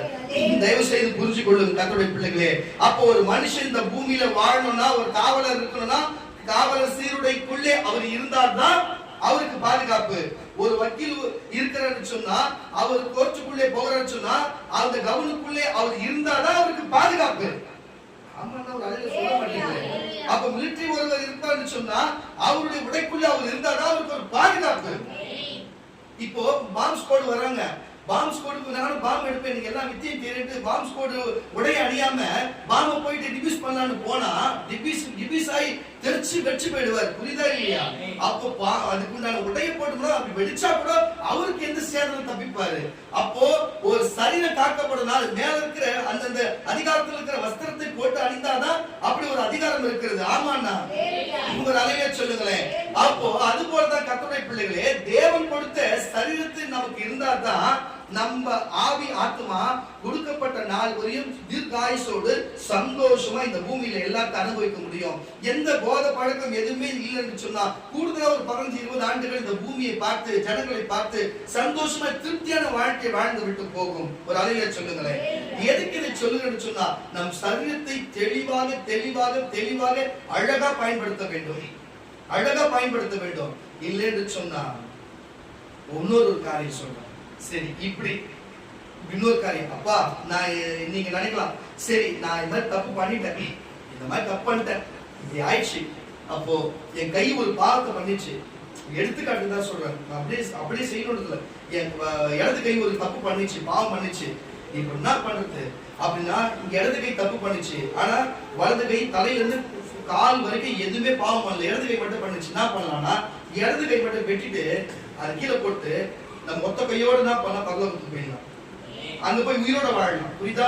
உயிரோட வாழலாம். ஒருவேளை நம்ம உடம்பு ஃபுல்லா இருக்குது, கண்ணு மட்டும் பாவம் பண்ணிச்சு, கண்ணை மட்டும் புடிங்கி போட்டு நம்ம போயிட்டு அப்படியே பரலோகத்துக்கு வாழலாம், மற்றதெல்லாம் பாவம் செய்யணும். புரியுதா இல்லையா? கால் பாவம் பண்ணிச்சு, வலது கால் வெட்டி போட்டு அப்படியே ஒத்த காலோட போயிடலாம், வாழலாம். இப்படி நம்ம சரீரத்துல அவயங்கள் ஏதாவது ஒரு தவறு பண்ணா வெட்டி போட்டு போயிடலாம். எப்படி சொல்ற, அது எப்படி நான் புரியாம சொல்றேன்னா, ஒரு சுகர் வியாதி ஒருத்தவங்க வந்துச்சு வச்சுங்க, அவங்களுடைய தவறு நிமித்தம் ஏதோ சுகர் வியாதி வந்திருக்கு, அவங்க சரீரத்துல ஒரு சுகர் வியாதி வந்திருக்குது. அப்போ அவங்களோட விரல்ல ஒரு புண்ணு வந்துச்சு சுகர் நிமித்தம் அதிகமா. அவங்க சரியா மாத்திரை கவனிக்க, அவங்க சுகர் இருக்கிறது தெரிஞ்சு அவங்க கரெக்டான வேலைக்கு சாப்பிடாம, வேலைக்கு மாத்திரை போடாம, அவங்க சரீரத்தை அவங்க கவனிக்காம இருந்தா கண்டிப்பா பாவம் அவங்களுக்கு தான். அந்த பாவத்தின் மீது என்ன பண்ணும், அது புண்ணாய் மாறும். புண்ணாய் மாறினா அந்த இன்ஃபெக்ஷன் அவன் விரலுக்கு வரும். டாக்டர் என்ன சொல்லுவாங்க, விரல் எடுத்தா தானே அந்த இன்ஃபெக்ஷன் வந்து காலுக்கு ஏறாதுன்னா விரல் எடுப்பாங்க. இவங்க சரி விரல் எடுக்க கூடாது, விரல் எடுத்து நினைச்சிட்டாங்கன்னா அது காலுக்கு ஏறும், காலை முழுசா எடுப்பாங்க. புரியுதா இல்லையா? அப்ப அது வரையும் எடுத்துட்டாங்கன்னா அதுக்கப்புறம் அந்த இன்ஃபெக்ஷன் வேற இடத்துல ஏறாது, காலோட போயிடும். இவங்க கொஞ்ச நாளைக்கு ஒரு 10-15 வருஷத்துக்கு உயிரோட இருப்பாங்க. நானும் அந்த மாதிரி நிறைய பேரை பார்த்திருக்கேன். அது 10 வருஷம் 5 வருஷம் அப்புறம் மறிச்சு போயிருக்கிறாங்க. ஒரு அலையில சொல்லுங்க. அப்போ அவங்க அந்த இன்ஃபெக்ஷன், அந்த கிருமி, அந்த கெட்ட கிருமி, அந்த பாவ கிருமி கட் பண்ணி போட்டோம்னா அதோட போயிடுது. மிச்சம் இருக்கிற சரீரமாச்சு ஆரோக்கியமா இருக்கு. ஆமாண்ணா. அதுக்கப்புறம் அந்த சுகரோடைய கண்ட்ரோல் பண்ணும்படிக்கு எல்லா மாத்திரையும் மருந்தையும் வேலைக்கு சாப்பிட்டு கரெக்டா மெயின்டைன் பண்ணாங்கன்னா அவங்க கரெக்டா இருப்பாங்க. ஒரு அலையில சொல்லுங்க. அப்ப கரெக்டா இருப்பாங்க. இப்படிப்பட்ட காரியத்தை தான் வேதம் சொல்லுகிறது, இயேசு சொல்லுகிறாரு. நீ ஒரு இலக்கு அடைந்து போக வேண்டும் சொன்னா, இடையில உனக்கு இப்படிப்பட்ட காரியம் வந்து சொன்னா, உன் காலிலே பிசாசு, உன் காலிலே பாவம் வந்து சொன்னா அது தரித்து போடு, நீ நல்ல இடத்துக்கு போன தரித்து போடு என்று சொல்லுகிறாரு. இல்லை என்று சொன்னா, ஆரம்பத்திலே தேவனே என்ன மன்னிச்சிருங்க, நீ செய்ய மாட்டேன்னு மன்னிப்பு கேளு. அல்லேலூயா. மன்னிப்பிட முழுத்தி கர்த்தர் சுகம் கொடுப்பார், நீ முழுமையா பரலோகத்துக்கு போகலாம். இல்லைன்னு சொன்னா துண்டிக்கப்பட்டு பாருங்க, முழுசா நரகத்துக்கு போறதை விட, புரியுதா இல்லையா, ஒத்த கையோடு பரலோகம் போலாம், ஒத்த கண்ணனோடு பரலோகம் போலாம், ஒத்த காலனோடு பரலோகம் போலாமே தவிர முழுசா நம்ம நரகம் போவாம. அப்ப சரீரத்தை நம்ம முழுசா கெடுத்தா, நம்ம சரீரத்துக்கு நம்ம சரியா சாப்பாடு கொடுக்கலாம், சரீரத்துல சுகமா பார்த்துக்கலனா, சரீரத்துக்கு கீழே சும்மா இப்படி எல்லாம் அறுப்படுவாங்க பாத்தீங்களா, இங்க போடுங்க சாவி, இந்த இடத்துல போடு கரெக்டா. டிவில பாத்துட்டு உங்களை தான் பார்த்து சொல்றேன், இங்க போடு சாவ. நான் கேட்கிறேன், மறுபடியும் கேட்கிறேன், அதுனா காதல் வந்தா இங்க போட்டுக்கிறீங்க, எங்க போடணும் தெரியுமா, அங்க போடுங்க கரெக்டா. அதோட எந்த காரணமே வராது. கை தேவன் கடவுள் நமக்கு சரீரத்தை கொடுத்துக்கிறாருன்னா கையை அறுத்துக்கிறது, காலை அறுத்துக்கிறது என்னையா இது? சிலதுக்கு கிட்டுங்க வந்து போதை ஏறிச்சு வச்சுங்களேன், கால் இருக்குது, கால் முட்டி கீழே செதறாங்க, அங்க அறுத்துப்பாங்க, கை அறுத்துப்பாங்க, இங்க அறுத்துப்பாங்க, இங்க அறுத்துப்பாங்க. யாரோ கூப்பிட்டு இப்படி இழுத்து பிடிச்சி ஒண்ணு ஒண்ணு போடணும், தனியா போகணும். போட்டுக்கிறது என்னடா இதெல்லாம், ஏன்டா அடிக்கிறீங்க? டேய், இது எல்லாத்துக்கும் பதில் ஒரு நாள் தேவனுக்கு சொல்லணும். இது எல்லாத்துக்கும் பதில் சொல்லணும். நான் யாருன்னு முதல்ல தெரிஞ்சுக்க, நம்ம யாரு, தேவன் யாருன்னு தெரிஞ்சுக்கணும். தயவு செய்து வயசான போறாது, ஐயா என்ன, ஐயோ என்ன கை வச்சிருவேன், பென்ஷன் பண்ணிருப்பியா, அப்படி பண்ற, இந்த பேச்சுக்கு தான் லாக்கியாம தவிர நான் யாரு, நம்ம எதுக்கு பிறந்திருக்கிறோம், எதுக்கு நம்ம இங்க வந்தோம், எதுக்கு நம்ம இங்க வந்து வாழறோம், கொஞ்ச நேரம் தெரிஞ்சுக்க. முதல்ல மனுஷன் முன்னாடி தெரிஞ்சுங்க. மனுஷன் எதுக்கு பிறந்தா, மனுஷன் எதுக்கு வாழ்றான், நம்ம எதுக்குடா பிறந்தோம், எதுக்குடா சாப்பிடணும், எதுக்குடா வேலைக்கு போறோம், என்ன நடக்குது, நமக்குள்ள என்னடா ஒரு ரசாயன மாற்றம் இருக்குதுன்னு கேட்கணும். நமக்குள்ள நம்மளே கேட்கணும். அப்பதான் ஒரு புரிதல் வரும். அப்போ நம்ம யாருன்னு ஒருத்தனை தேடுவீங்க. இந்த மாதிரி ஊழியக்காரனை பாக்குறீங்க, நம்ம யாருதான் பாஸ்டர், நம்ம எதுக்குதான் இங்க வந்திருக்கிறோம், ஏன் ஒரு கல்யாணம், ஒரு குழந்தை, என்ன வாழ்க்கை இது, என்ன ஒண்ணுமே புரியலையே எனக்கு கேட்க. அப்போ உங்களுக்கு சொல்லி கொடுப்பாங்க. எதுன்னு தெரியாது, ஏன் தெரியாது, போய் குடிக்க போறது, பெஞ்சா அடிக்கிறது, எல்லாம் கெட்ட பழக்கம் பண்ணி சரீரத்துல கெட்டுது. இதுல திடீர்னு மனசுக்குள்ள பிரச்சனை வந்தா தூக்கு மாட்டி தொங்குறது. என்ன இது எல்லாத்துக்குமே நரகம் தான், இது எல்லாத்துக்குமே நரகம், எல்லாத்துக்குமே நரகம் தான். நான் சொல்லல, இப்ப சொல்லுவார் பாருங்க. மத்திய சுவிசேஷ புஸ்தகம் 5ஆம் அதிகாரம் 29ஆம் வசனம். மத்திய சுவிசேஷ புஸ்தகம் 5ஆம் அதிகாரம் 29ஆம் வசனத்தை வாசிங்க. உன் வலது கண், உன் வலது கண் உனக்கு இடறல் உண்டாக்கினால் அதை பிடுங்கி எறிந்து போடு, பிடுங்கி எறிந்து போடு. அந்த அதிகாரத்தோட சொல்றது யாரு? அந்த சரீரத்தை கொடுத்தவர் சொல்றாரு. வேற யாரும் நான் சொல்லவே முடியாது. நான் சொல்லலாமா, நான் யாரு, என் சரீரத்துக்கு மட்டும் கொடுக்கலாம், அதுதான் பாதுகாப்பு.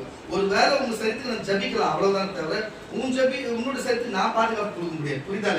என் சரீரத்தை காப்பாற்ற எனக்கு வேலை இருக்குது. இது சரீரத்தை கொடுத்தவர் பேசலாம், உயிரை கொடுத்தவர் பேசலாம். ஏன்னா இயேசுநாதர் கொடுத்தவர் அதை பேசுறாரு. உன் வலது கண், உன்னுடைய வலது கண் உனக்கு இடறல் உண்டாக்கினால், இயேசு ஏற்றுக்கொள்ளுங்க, பரலோகம் போவதற்கு உங்களுக்கு இடரல் தடை பண்ணா அதை பிடுங்கி எரிந்து போடு. உன் சரீரம் முழுவதும் நரகத்திலே போய் மொத்தமா போய் நரகத்துல விழுந்த பார்க்கிறோம். உன் அவைகளில் ஒன்று, உன்னுடைய சரீரத்தில் அவைகளில் ஒன்று கெட்டு போவது உனக்கு நலமாய் இருக்கும். உன் வலது கை உனக்கு இடரல் உண்டாக்கினால், இடரல் உண்டாக்கினால் அதை தரித்து எரிந்து போடு. சரீரம் முழுவதும் நரகத்தில் தள்ளப்படுவதை பார்க்கிறோம். அவைகளில் ஒன்று கெட்டு போவது உனக்கு நலமாய் இருக்கும். தன் மனைவியை தள்ளிவிடு. போதும் ஒரு கரணத்தை வெளியே சொல்லுவாங்க. எதுக்கு இதை சொல்லுகிறது சொன்னா கர்த்தருடைய பிள்ளைகளே, அப்போ தேவனே பரலோகத்துக்கு போகணும் வேண்டும் என்று சொன்னா தடையா இருக்கிற, அது இன்ஃபெக்ஷனா இருக்கிற, பிரச்சனையா இருக்கிற, பாவமா இருக்கிற உறுப்பை வெட்டி போட்டு போறான்றாரு. ஆனா பூமியிலையும் வாழ்றவன் ஒரு கிட்னி போச்சுன்னா இன்னொரு கிட்னி வச்சுனா இன்னொரு கிட்னி போச்சுனா இடம் பழகுது, நான் டையாலிசிஸ் பண்ணிக்கலாம் என்று போனா கடவுள் ஒரு நாள் பார்த்துதான் தான் இருக்கிறாரு. அல்லேலூயா. கடவுள் ஒரு நாள் பார்த்துதான் தான் இருக்கிறாரு.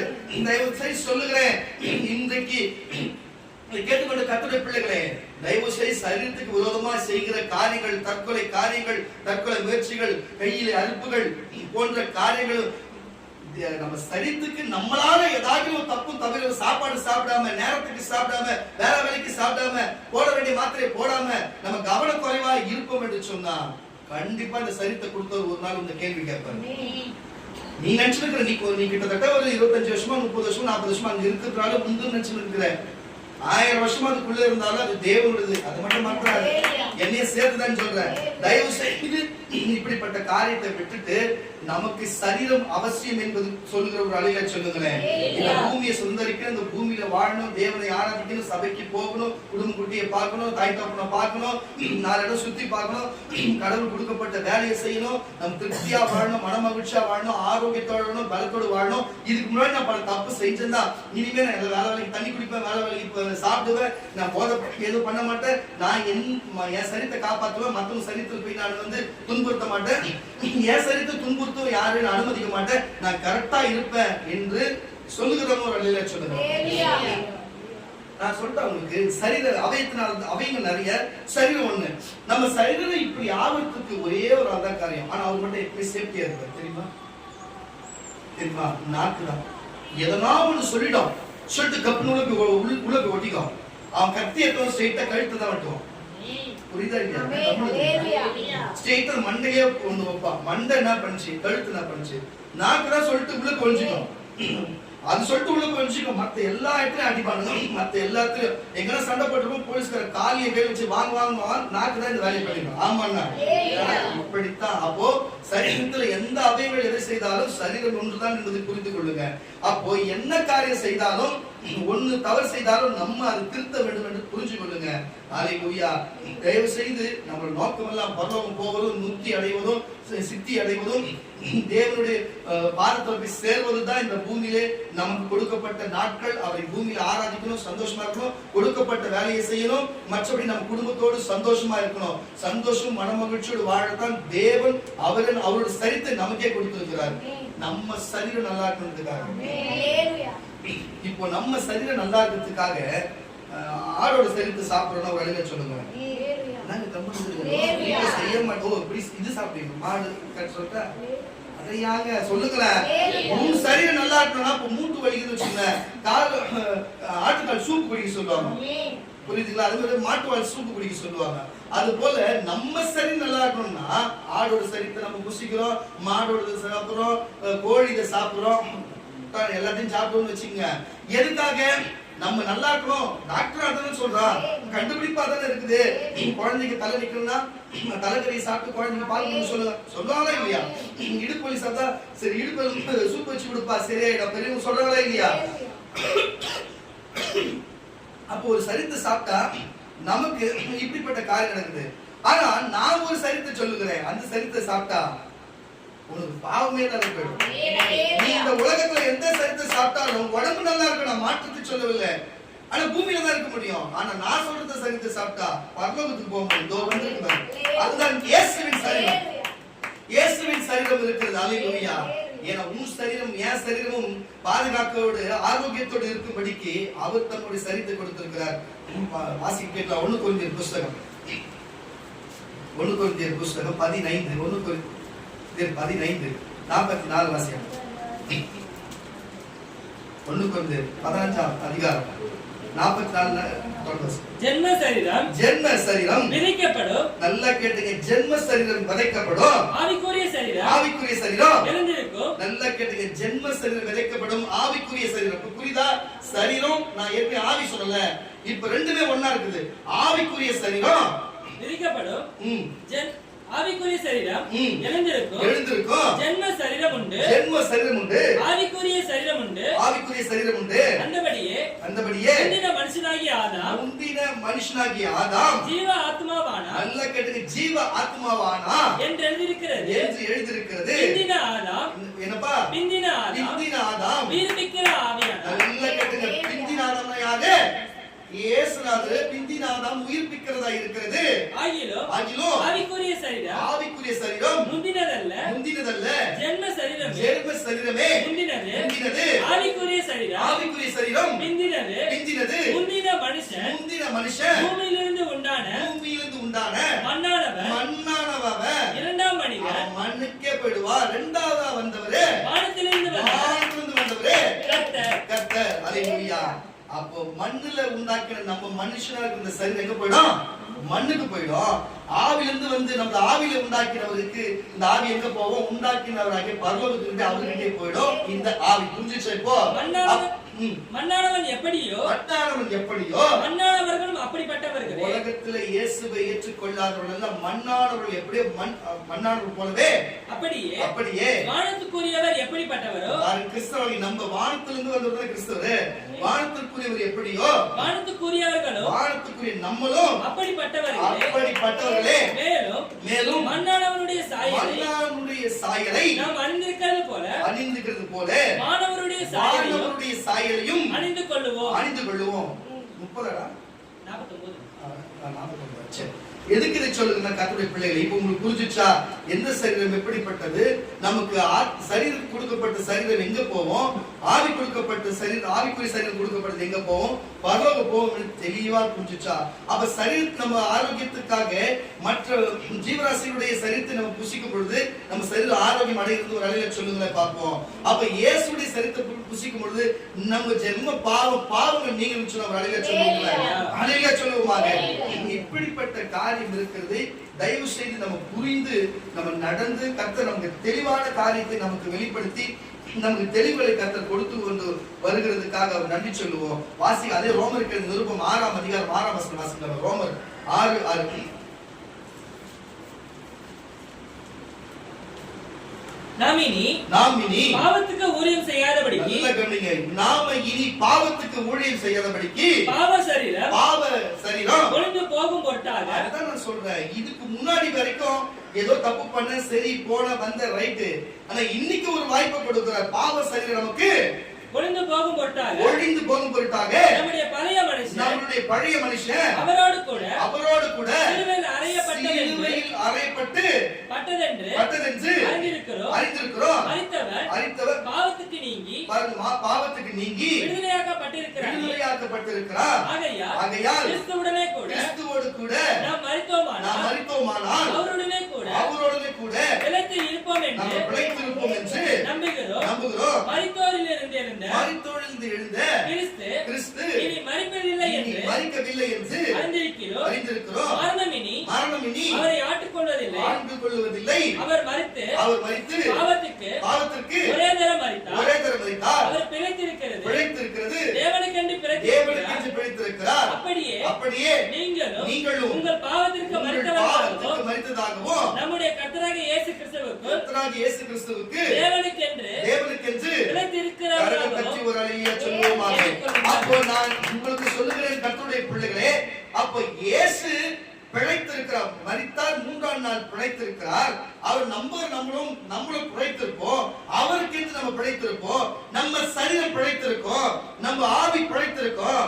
ஆனால் நம்ம பாவம் செய்தா அந்த இன்ஃபெக்ஷன் எப்படி சுகர் இன்ஃபெக்ஷன் ஏறுகிறதோ, எப்படி எய்ட்ஸ் இன்ஃபெக்ஷன் ஏறுகிறதோ, எப்படி கேன்சர் இன்ஃபெக்ஷன் ஏறுகிறதோ, அது போல தான் பாவமும் ஒரு இன்ஃபெக்ஷனை போல சரீரம் முழுதும் போது அதை மட்டும் துண்டித்து அதை போட்டு விடு, நீ என்னிடத்துல வந்து விடு என்று கர்த்தர் சொல்லுகிறாரு.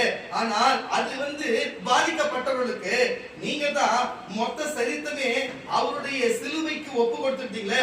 அவர் சிலுவையில எப்படி மரித்தாரோ உங்க சரீரம் மரித்தது, எப்படி அவர் எழுந்தாரோ 3ஆம் நாள் எழுந்தது போல நீ ஞானஸ்நானம் கொடுக்கும் பொழுது புது சரீரத்தோடு எழுந்திருக்கிறபடினாலே உனக்கு அவருக்கென்று நீ பிழைத்திருக்கிறபடியால் உன் சரீரம் சாவதே இல்லை, அது சாவை காண்பதே இல்லை என்பதை மட்டும் நீங்கள் புரிந்து கொள்ளுங்கள் கர்த்தருடைய பிள்ளைகளே. நீங்கள் புரிந்து கொண்டு நீங்க இருக்க வேண்டும் என்று நான் உங்களுக்கு சொல்லுகிறேன் கர்த்தருடைய பிள்ளைகளே. நம்ம எப்பொழுதுமே தேவனை பற்றிக்கொண்டு தேவனுடைய வார்த்தையை ஏற்றுக்கொண்டு இப்ப இடையில ஒரு வேளை நான் அந்த தப்பு செஞ்சுட்டேன், இந்த தப்பு செஞ்சுட்டேன், இந்த பண்ணிட்டு அந்த பண்ணிட்டு உங்களுக்குள்ளே ஒரு பதட்டமும் பயம் இருந்தா ஒண்ணும் இல்லை, அப்படியே மன்னிப்பு கேட்டு இனி நான் செய்ய மாட்டேன், என் சரீரத்தை காக்கும்படிக்கு என் சரீரத்துக்கு நீ கரெக்டா இருப்ப, இது கொடுத்தவருக்கு நான் கரெக்டா இருப்பேன், மற்றவங்களுக்கு நான் எந்த தொல்லையாவும் இருக்க மாட்டேன் என்று தயவு செய்து உங்களுக்குள்ள எண்ணத்துக்குள்ளே நீங்கள் அந்த மனதுக்குள்ளே வைத்துக் கொண்டு சொன்ன வார்த்தை கேட்டு என்ன சொன்னா உன் சரீரம் நல்லா இருந்ததுக்காகத்தான் அவர் சரீரம் 39 சவுக்கடிப்பட்டார். புரிஞ்சு கொள்ளுங்க, ஒரு சவுக்கடிப்பட்டா உடம்புல 1/4 கிலோ சதை எடுக்காம வெளியில வரவே வராது. சிறவேலையில 39 சவுக்கடி எலும்பு மட்டும்தான் மிஞ்சி இருக்கிறது. உன் சரீரம் அப்படிப்பட்ட ரணகாயம் படக்கூடாது. 39 சவுக்கடிப்பட்டார், முள்கிரிடம் சூடப்பட்டார், 2 கைகளிலும் ஆணி அடிக்கப்பட்டார், கால்களில் ஆணி அடிக்கப்பட்டார், விழாவில் ஈட்டியால் குத்தப்பட்டார், முள்கிரிடம் சூடப்பட்டு கண்ணில முள் குத்துமலுக்கு ஒப்புக் கொடுக்கப்பட்டது, நாய் கொதர்ந்தி போல கொதரப்பட்டார், 600 சேவர்கள் அவர் நிந்தித்தார்கள், கோலால் அடித்தார்கள் போன்ற பல சித்திரவதை. 3 கிலோமீட்டர் செங்குத்தான மலையில சிலுவை சுமந்து கொண்டு போனார். அவர் சரீரத்தில் வேர்வையின் பெருந்துளியாய் கெத்செமனேயிலே சிந்தினது என்று வேதம் சொல்லுகிறது. அது மட்டும் இல்லாமல் சரீரத்தில் எல்லா கடைசி சொட்டு ரத்தம் வரைக்கும் தண்ணீரும் ரத்தமாய் விழாவிலிருந்து கடைசியா வழிந்தது என்று வேதம் சொல்லுகிறது. இப்படிப்பட்ட கோரமான காரியம் எந்த கிறிஸ்தவ அவர் நம்புகிற மக்களுக்கு ஆகக்கூடாது, வியாதி இருக்கக்கூடாது, நோய் இருக்கக்கூடாது, சரீரம் நல்லா இருக்கணுன்றதுக்காகத்தான் இயேசு குஷ்டரோகிகளை தொட்டு சுகப்படுத்தினார், குருடர்களை தொட்டு கண்ணை கொடுத்தார், காது கேட்காத இல்லாத தொட்டு காதை செத்த சடலத்தை தொட்டு ஜீவன் பெற்று எழ செய்தார். ஏன்னா சரீரம் கொடுத்தவனுக்கு தான் அந்த அக்கறை தெரியும், வண்டி ஓனருக்கு தான் தெரியும், வண்டி ஒடிச்சிட்டு வந்தா ஐயோ இப்படி கஷ்டமாயிடுச்சு தெரியும், பெத்தவனுக்கு தான் தெரியும் பிள்ளைங்களுக்கு அடிபட்டுச்சுன்னா கஷ்டம்னு. அதனாலதான் உலகத்துல எந்த மார்க்கமும் எந்த காரியமும் செய்யாத ஒரு பெரிய மார்க்கத்தை, பெரிய அற்புதத்தை, செத்தவங்களை எழுப்பினது இயேசு ஒருவர் தான். இயேசுவை சார்ந்திருக்கிற ஊழியக்காரர்கள் பல பேர் எழுப்பியிருக்கிறார்கள். அதை புரிந்து கொள்ளுங்க. ஏன்னா வண்டிக்கு ஓனர் அவரு, அவருக்கு எங்க சுற்று கட்டின ஆரம்பம் தெரியும், எதை முத்திரம் ஸ்டார்ட் ஆகும், எங்க சோக்கு பிடிக்கணும், எங்க கை வைக்கணும், எங்க சோக்கு எடுக்கணும், எங்க அடைப்பணும் தெரியும். அதனால்தான் அவர்கிட்ட ஜபிக்கும் பொழுது எல்லா கல்லு வெளியே வருகிறது, எல்லா கட்டிகள் மாறுகிறது, எல்லா கேமரல் மாறுகிறது, எல்லா எரிச்சல்கள் அடங்குகிறது, செத்தா ஜீவன் பற்றி எழுதுகிறார்கள். ஏன்? உருவாக்குறவர் அவர் தானே. அதான் இயேசு இந்த பூமியிலே எல்லாருக்கும் சுகம் கொடுக்கிறவர் அவர் தான். இது புரிஞ்சுச்சா? ஏன்? அவர் நம்புகிறவர்களுக்கு அவர் சரீரம் சுகமா இருக்கணும். சுகமா இல்லனா தேவன் அவரே ஒரு நாள் கேள்வி கேட்பார். அதனால்தான் யதார்த்தமா விபத்துல யதார்த்தமா நடந்தவனுக்கு எல்லாருக்கும் அவர் சுகத்தை கொடுத்தார். வீண் வம்பாய் செய்கிறவனை கர்த்தர் அவனை கட்டாய நரகத்தை தள்ளுவார். நீங்கள் எந்த கேட்டகரியில இருக்கிறீங்க? எதிர்பாராமல் நடந்ததா, சரி கவனத்தோடு நடந்ததா, மன்னிப்பு கேளு. கர்த்தர் உன் சரீரத்தை சுகப்படுத்துவார், உன் வாழ்க்கையை சுகப்படுத்துவார், உன் சரீரத்தை மாற்றி அவருடைய ஆவிக்குரிய சரீரமாய் மாற்றுவார், அவரை போல மாற்றுவார். நான் சொன்னேன், ஆடு மாடு சரீரத்தை புசிக்கும் பொழுது சரீரம் சுகமாகும் என்று சொன்னார். அவருடைய சரீரமே வந்திருக்கிறது, சுகம் அல்ல, சுகத்துக்கு சுகமாய் மாறி இருக்கும். அவர் ரத்தம் வந்திருக்கிறது. புரிஞ்சு கொள்ளுங்க கர்த்தருடைய பிள்ளைகளே. தானியேலின் புஸ்தகம் 10ஆம் அதிகாரம் 6ஆம் வசனம் முடிச்சலாமா? தானியேலின் புஸ்தகம் 10ஆம் அதிகாரம் 6ஆம் வசனம் பாருங்க. ஒரு கடாவுடைய சரீரம் எப்படி இருக்கும், ஒரு காளையோட சரீரம் எப்படி இருக்கும், ஒரு சேவலோட சரீரம் எப்படி இருக்கும். ஆனா தேவனுடைய சரீரம், தேவ தூதனானவருடைய சரீரம், அது என்ன அவர் பார்க்க எப்படி இருக்கும், அந்த சரீரத்தை தான் இங்கு வைத்திருக்கிறோம். வாசிப்பாங்க. அவருடைய சரீரம் படிக பச்சை போலவும், அவருடைய முகம் மின்னலின் பிரகாசத்தை போலவும், அவருடைய கண்கள் எரிகிற தீபங்களைப் போலவும், அவருடைய தோள்பட்ட புயங்கள், அவருடைய கால்களும் துலக்கப்பட்ட வெண்கல நிறத்தை போலவும், அவருடைய வாயிலிருந்து புறப்படுகிற வார்த்தையின் சத்தம் ஜனக்கூட்டத்தின் ஆரவாரத்தை போலவும், தானியேலாகிய நான் மாத்திரம் அந்த தரிசனத்தை தரிசனத்தை பார்த்து இப்படி இருப்பார் என்று அவர் வர்ணிச்சு எடுத்திருக்கிறார். இப்படி இருக்கிறவர் தான் இங்கு சரீரமாய் வைத்திருக்கப்பட்டிருக்கிறது. விசுவாசம் கிரியை இல்லாத விசுவாசம், கிரியை இல்லாத விசுவாசம். அப்ப நீங்க விசுவாசிக்கிறீங்களா? அவ்வளவு அழகா போட்டு வாங்கி வர அதுக்கு பதில் சொல்ல தெரியல. நீ நம்புறதா விசுவாசம் தானே? அப்ப அலையா சொல்லு கத்தி, ஒரு அலையா சொல்லுமா? அப்ப அந்த சரீரம் இங்க வந்திருக்கிறது கர்த்தருடைய பிள்ளைகளே. தானியேல் பார்த்தார் தேவ தூதனானவரை. அந்த தூதனானவர் தான் இயேசுவாய் மனுக்குலத்திலே பூமியில் அவதரித்தார். அதே இயேசு, இது உங்களுக்காக பிற்கப்படுகிற என் சரீரமாகிய புது உடன்படிக்கை, ரத்தத்தினாகிய புது உடன்படிக்கை, என் நினைவு கூறும்படி செய்யுங்கள் என்று தான் சரீரத்தை பிடித்துக் கொடுக்கும்படி அதை செய்தார். இன்றைக்கும் நமக்கு ஆலயம் நினைவு செய்யும் சொன்னபடினால் இன்றைக்கும் அதை செய்யும். ஏன்? அவருடைய சுகம் நமக்கு வரணும் என்று சொல்லி, அவருடைய இப்போ சில தொத்துலாம் நம்ம ஒட்டிக்க பாத்துக்கிறீங்களா? சில பேர் வந்து காசு சளி துப்புனாலும் மிர்ச்சா நமக்கு காசு நோய் பாத்துக்கிறீங்களா? கேன்சர் இருக்கிறவங்களுக்கு ரத்தம் நமக்கு ஏத்திட்டா, ஒருவேளை எய்ட்ஸ் இருக்கிறவங்க ரத்தம் தெரியாத ஏத்திட்டா, எய்ட்ஸ் வந்து தெரியுமா உங்களுக்கு? ஒரு வேலை சொல்லுங்களேன். அப்போ பரிசுத்தம் உள்ள, வல்லமை உள்ள, சத்தியம் உள்ள, உலகத்தை அந்த சராசரங்களை ஆளுகிற அவருடைய ரத்தம் உனக்குள்ள ஏறினா அதுதான் வரும். ஒரு விசுவாசம் செத்து போனதுக்கு சமமாக என்னதான் பண்ணுகிறீங்க? ஒரு அலையா சொல்லு. அவர் சரீரம் அப்படிப்பட்டதா இருக்கிறது கர்த்தருடைய பிள்ளைகளே. மூட்டு வலிக்கு சாப்பிட்டா சரி, ஒரு கால் வலிக்கு ஆடுடைய கால் சூப்பு சாப்பிட்டா சரியாயிடும் சொல்லும் பொழுது அதுக்கே சரீரம் அப்படி ஒரு பலன் அடையுதான். உண்மையாவே கொஞ்சம் உடம்பு தோய்ந்து இருக்கிறவங்களுக்கு பாத்தீங்கன்னா இந்த மாதிரி சூப்ல வச்சு கொடுத்த உடம்பு கொஞ்சம் டக்குன்னு ஒரு குடிமானமா இருக்கும். பாத்துக்கிறீங்களா? நாங்களா அது உணர்ந்து இருக்கிறோம். அப்போ அதுக்கே அவ்வளவு பவர் இருக்கு. அப்ப இதுக்கு எவ்வளவு பவர் இருக்கும்? ஒரு அலைய சொல்லுவோம். அதெல்லாம் சொல்லுவாங்க கர்த்தருடைய பிள்ளைகளே. தயவு செய்து புரிந்து கொஞ்சம் கடவுள் கர்த்தருக்காக கொஞ்சம் அவர் வார்த்தையின்படி நடங்க, அவர் வார்த்தையின்படி கேளுங்க, அவர் வார்த்தையின்படி நடங்க. 1 கொரிந்தியர் புஸ்தகம் 11ஆம் அதிகாரம் 29ஆம் வசனம். 1 கொரிந்தியர் புஸ்தகம் 11ஆம் அதிகாரம் 29ஆம் வசனம். இப்ப இது வரைக்கும் ஒரு குறிப்பிட்ட வெளித்தோற்றத்துக்குள்ள சூப்பரான காரியத்தை சொல்லிட்டேன். இப்போ ஒரு 4 வருஷம் 2 வருஷம் தான் இருக்கும். இப்ப நீங்க செய்ய போறது மட்டும் இந்த வசனம் இருக்கு. அதை மட்டும் கேட்டு நான் முடிச்சிடலாம். எண்ணத்தினாலே நீர் அபாத்திரமாய் போஜனமாக பண்ணுகிறவர். அதுதான் சொல்றேன். இப்ப நான் ஒரு தூரம் சொன்னேன், நீங்க நான் சொன்னேன் இன்னைக்கு வராதவங்க பிரச்சனை கிடையாது, வந்தவங்க எல்லாமே பரிசுத்தம், வந்தவங்க எல்லாமே தேவனுடைய அழைப்பினால வந்துக்கிறீங்க சொன்ன எந்த மாற்றமும் இல்லை.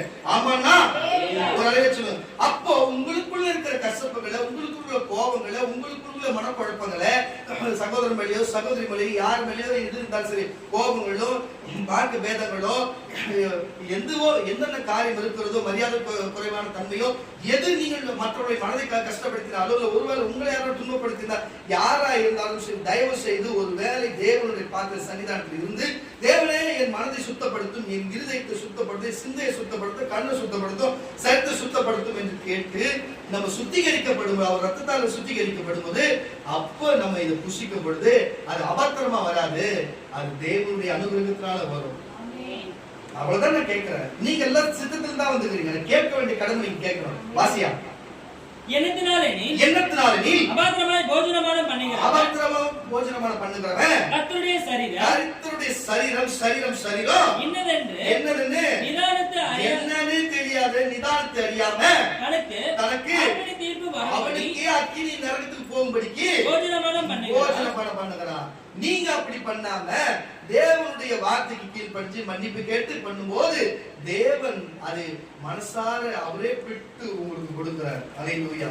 உங்களுக்கு சொன்னா உங்களுக்கு இப்படி சொன்னா புரிஞ்சிடும். ஒரு மாடு இருக்குது, கறி வேணும், ஓடி போய் மேல மாடு போய் காலை வெட்டின்னு வந்துட்டா அது முடியுமா? வெட்ட முடியுமா? அது ஒரு வெட்டா அது எட்டி நம்ம ஒதுங்கும். கரெக்டா இல்லையா? அது முறைப்படி தடவி விட்டு படுக்க வச்சு கழுத்து அறுத்து, அதுக்கப்புறம் கழுத்து அறுத்து ரத்தம் வெள்ளது மற்ற வேலையை பார்ப்பாங்க. அப்படித்தானே உண்மை? ஆனா நம்ம அவரை தானே சாப்பிடுறோம் ஸ்ட்ரெயிட்டா பாப்பா ஒரு கை வெட்டிக்கிற கால் வெட்டிக்கிற மாதிரி இருந்தா ஒண்ணு போட்டு அனுப்ப மாட்டாரு. அவரே பிச்சு கொடுக்கணும், அவரே மனசு வந்து கொடுக்கணும். அவர் சொன்னார், என் ரத்தத்தினால புது இன்னும் புதும்படி இதை செய்யுங்கள், சரீரத்தினால புது இது அப்பமா இருக்கிறது, இதை குசியுங்கள் கொடுத்தது போல அவரா கொடுக்கணும். அவரா கொடுக்கறது நீங்க வாங்கணும். புரியுதா இல்லையா? அப்ப நீங்க அப்ப எடுத்தா தவறுதான். புரியுதா இல்லையா? அது தவறுன்னு சொல்றதுனா நீங்க செய்யற மீறுதல், தவறுகள், தப்புகள், அதை மன்னிப்பு கேட்டு செய்யுங்க. கர்த்தர் மன்னிப்புக்கு இறங்க, அவர் மனசு இறங்கி ஐயோ என் குழந்தை மன்னிப்பு எடுத்து கரெக்டா இருப்பான்னு சொல்லிட்டு நாங்க கொடுப்பாரு. சரி நீங்க தேவன் கொடுக்கணும்னு சொல்லுகிறோம். கரணம் தட்டி வேலையா சொல்லுவோம். அப்போ இப்படிப்பட்ட காரியம் இருக்கிறது. கர்த்தருடைய பிள்ளைகளை வாசிக்க கேட்கல. எபிரேயர் புஸ்தகம் 10ஆம் அதிகாரம் 10ஆம் வசனம். எபிரேயர் 10ஆம் அதிகாரம் 10ஆம் வசனம் முடிச்சலாம். இயேசு கிறிஸ்துவினுடைய சரீரம், நல்லா கேளுங்க, இயேசு கிறிஸ்துவினுடைய சரீரம் ஒரு தரம் பலியாகப்பட்டதினாலே, ஒரே தரம் இயேசு கிறிஸ்துவின் சரீரம். அதுதான் சொல்ல வருகிறேன். இவ்வளவு நான் வசனம் வச்சு போராடினாலும் இதுதான் சொல்ல வருது. இயேசு கிறிஸ்துவின் சரீரம் ஒரே தரம் பலியானதினாலே அந்த சித்தத்தின்படி நாம் பரிசுத்தமாக்கப்பட்டிருக்கிறோம். அப்ப இந்த உலகத்திலே நம்ம பரிசுத்தமாக்கப்படுகிற ஒரே ஒரு ரத்தம் இயேசு கிறிஸ்துவின் ரத்தம் தான். அல்லேலூயா. பரிசுத்தமாக்கப்பட்டிருக்கிறோம். அன்றியும் எந்த ஆசாரியனும் நாடோறும் ஆராதனை செய்கிறவனாயும் இயேசு கிறிஸ்துவின் சரீரம் ஒரே தரம் பலியாகப்பட்டதினாலே அந்த சித்தத்தின்படி நாம் பரிசுத்தமாக்கப்பட்டிருக்கிறோம். அவருடைய முழு மனதோடு இருக்கிற சித்தத்தின்படி அதெல்லாம் பரிசுத்தமாக்கப்பட்டிருக்கிறோம். கர்த்தருடைய பிள்ளைகளே, ஞானஸ்நானம் எடுக்கப்பட்டிருக்கிறோம், மனம் திரும்பப்பட்டிருக்கிறோம், ரட்சிப்படையப்பட்டிருக்கிறோம், தேவனுக்கு கீழ்ப்படிந்து இந்த வேளையில எல்லாரும் ஒரே நிறத்தில் வஸ்திரத்தை அணிந்திருக்கிறோம். சில கீழ்ப்படியாதவர்கள் வேற வஸ்திரம் அணிந்து வந்திருப்பார்கள். இருந்தாலும் இருந்து போகட்டும். எதுக்கு இதை சொல்லுகிறது சொன்னா, கர்த்தருடைய பிள்ளைகளே, ஒரே ஆவி, ஒரே சரீரம், ஒரே சபை, ஒரே தேவன், ஒரே அப்பம், ஒரே ரத்தமாய் இருக்கிறபடினாலே கர்த்தர் இதை ஏக சிந்தையோட அவருடைய சித்தத்தோட நம்ம கொடுத்திருக்கிறார் என்பதை நம்ம உணர்ந்து கொள்ள வேண்டும். கர்த்தருடைய பிள்ளைகளே, அதே 1 கொரிந்தியர் புஸ்தகம் 10ஆம் அதிகாரம் 14ஆம் வசனம் வாசிங்க. 1 கொரிந்தியர் 10ஆம் அதிகாரம் 14. நம்ம ஆசீர்வதிக்கிற அப்படி 16 17 சேர்த்து வாசி. நம்ம ஆசீர்வதிக்கிற ஆசீர்வாதத்தின் பாத்திரம், நல்லா கேளுங்க, நம்ம ஆசீர்வதிக்கிற ஆசீர்வாதத்தின் பாத்திரம் கிறிஸ்துவினுடைய ரத்தத்தின் ஐக்கியம் அல்லவா? கரங்களை தட்ட மாட்டீங்களே. கிறிஸ்துவினுடைய ரத்தத்தின் ஐக்கியம் அல்லவா? நம்ம பிற்க போகிற இந்த அப்பம் கிறிஸ்துவினுடைய சரீரத்தின் ஐக்கியம் அல்லவா? சரீரத்தின் ஐக்கியம் அல்லவா? அந்த ஒரே அப்பத்தில் பங்கு பெறுகிறபடியால் ஒரே சரீரம், ஒரே ஆவி, ஒரே ஆத்மா, ஒரே நிறம், ஒரே புரிதா இல்லையா? அந்த ஒரே சரீரத்திலே நாம் பங்கு பெறுகிறபடியால் அநேகரான நாமோ ஒரே அப்பமும் ஒரே சரீரமாய் இருக்கிறோம். அதுதான் சொல்ல வருகிறேன். அதனாலதான் நம்ம கலப்பாடா சொல்லுது வெள்ளை கலர்ல வாங்க, வெள்ளை கலர்ல வாங்க. புரியுதுங்களா இல்லையா?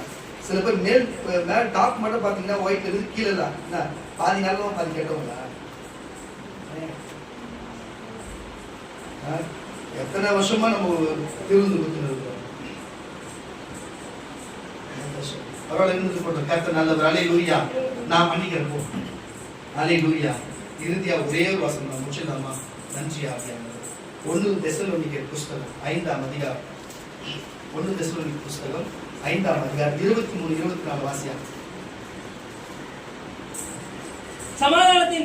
சமாதானத்தின் தேவன் நாமே உங்களை முற்றிலும் பரிசுத்தமாக்குவாராக. இன்னைக்கு வந்த உங்களுக்கு யார் யாரெல்லாம் விசுவாசத்தை மன்னிப்பு அவங்களுக்கு சமாதானத்தின் தேவன் தாமே முற்றிலும் உங்களை வந்திருக்கிற உங்களை பரிசுத்தமாக்குவாராக. உங்கள் ஆவி ஆத்துமா உங்கள் சரீரம் முழுவதும் நம்முடைய கர்த்தராகிய இயேசு கிறிஸ்து வரும்போது குற்றமற்றதா இருக்கும்படி இயேசு கிறிஸ்து வரும்போது குற்றமற்றதா இருக்கும்படி இப்ப புரிதா? உன் சரீரம் இயேசு கிறிஸ்து வருவார், கண்டிப்பா வருவாரு. அப்போ உன் சரீரம் வருதுல்ல, உன் சரீரம் குற்றமற்றதா இருக்கும்படிக்குனா அப்போ எங்க வெட்டுக்காயம் இல்லாத, யாரையும் வெட்டாத, எந்த நோய் இல்லாத, எந்த வியாதி இல்லாத ஆரோக்கியத்தோடு இருக்கும், குற்றமற்றதா இருக்கும் போது காக்கப்படுவதாக. அப்போ நீ காக்கப்படுவதாக உங்களை அழைக்கிறவர் உங்களை இன்றைக்கு சபைக்கு வா, நான் தான் இயேசு, நான் தான் வார்த்தை, நான் தான் வல்லமை, நான் தான் உங்களுக்கு ரத்தம், நான் தான் உங்களுக்கு சரிசை கொடுக்கிறேன். உங்களை அழைத்தவர் உண்மை உள்ளவர், சும்மா கிடையாது, உண்மை உள்ளவர். அவர் அப்படியே செய்வார். அவர் அப்படியே செய்வார். அப்ப கண்டிப்பா வருவாரு. கர்த்தர் நம்மளுடைய சரித்தை விசாரிப்பாரு, நம்மளுடைய நியாயத்திற்கு வருவாரு. இப்ப எந்த மாற்றமும் கிடையாது, கண்டிப்பா வருவாரு. தயவு செய்து சொல்லுகிறேன், அவர் என்னைக்கு வருவாரு, நாளைக்கு என்னால எல்லா தீர்க்கதரிசனமும் சொல்ல முடியும்.